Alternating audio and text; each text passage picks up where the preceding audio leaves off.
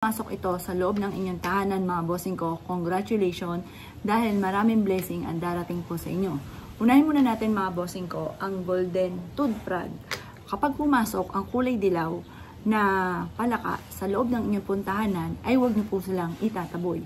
Yan po ay isa sa mga senyales na may paparating na swerte lalo na tungkol sa usapin ng kaperahan. Na may darating sa inyo na magandang oportunidad na maaaring ikakayaman ninyo o magpapatupad ng mga pangarap po ninyo sa inyong pong buhay. Ganoon din po mga bossing ko, napakaswerte. Kung may papasok sa inyo mga bossing ko eto mga bossing ko nakakatakot to. Pero yung senyales na naninilaw na ahas na papasok sa loob ng inyong tahanan. Pero ako, kahit siguro wag na lang kung ahas mga bossing. Kasi yan po daw, basta kulay dilaw mga bossing ko, mas swerte po yan. Pero yan, syempre, yan po ay tutugin ninyo at baka kayo maunahan po niyan, baka kayo matuklaw. Pero isa daw po yun sa senyales na may darating sa inyong swerte, lalo na sa pera. Basta kulay dilaw. Pero kung kulay itim mga bossing ko, tugihin nyo po yan. Yan po ay maaaring maunahan ka pat matuklaw ka. Pero sabi nila, senyales nga daw po yung kulay dilaw na ahas. Pero syempre, rare po yun. Kung mapapansin nyo sa mga Manila Zoo, ang madalas na ahas na pinahahawakan sa tao, mga bossing ko, ay kulay dilaw. Dahil ang dilaw mga bossing ko ay magdudulot ng kasaganahan sa kanilang negosyo. Kung mapapansin nyo, di ba yung papapicture pa tayo, yung hawak-hawak natin yung ahas, yun ay kulay dilaw mga bossing. Ngayon pa mga bossing ko, isa rin sa mga pinakasenyales na may swerteng darating sa inyo, may maganda kang kapalaran na naghihintay kapag may pumasok sa inyo na ibon. Hindi lahat mga bossing ko ng bahay ay pinapasukan ng ibon mga bossing.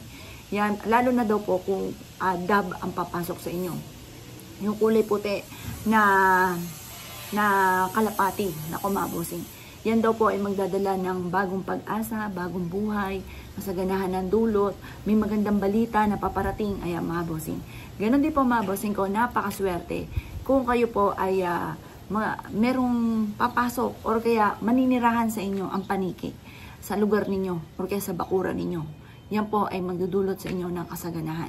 Yan sabi nila na nagdadala ang paniki ng proteksyon at kasaganahan para sa buong pamilya. Kaya kung kayo may negosyo, asahan mo at meron kang paniki sa inyong bakuran na nanghihinain lagi ng prutas, ang dulot po niyan ay swerte. Huwag niyo siyang itataboy, hiyaan niyo lamang po sila. At yan po ay tutulungan ka para magkaroon ka ng mabisang proteksyon, hindi ka mapahamak, at lagi kang maligtas saan man ikaw tutungo. Proven po yan at marami na akong naringgan na ganyan na talaga namang naging matagumpay lalo na sa kanilang pagninegosyo. Ngayon pa mga bossing ko, yan po yung mga ilan na talaga namang napakaswerte. Kagaya po ng palaka na kulay dilaw, ganoon din po ang ahas na kulay dilaw, ganoon din po ang ibon or dab na kulay puti, at ganoon din mga bossing ko ang paniki. Napakaswerte ng mga yan. Good sign po yan kapag pumasok yan sa loob ng inipuntahanan. Kaya ako kinaniwala at yan po mga bossing ko ay may pumasok na ganyan. Ako i-claim nyo na kagad ang swerte. Good luck po sa inyo po lahat.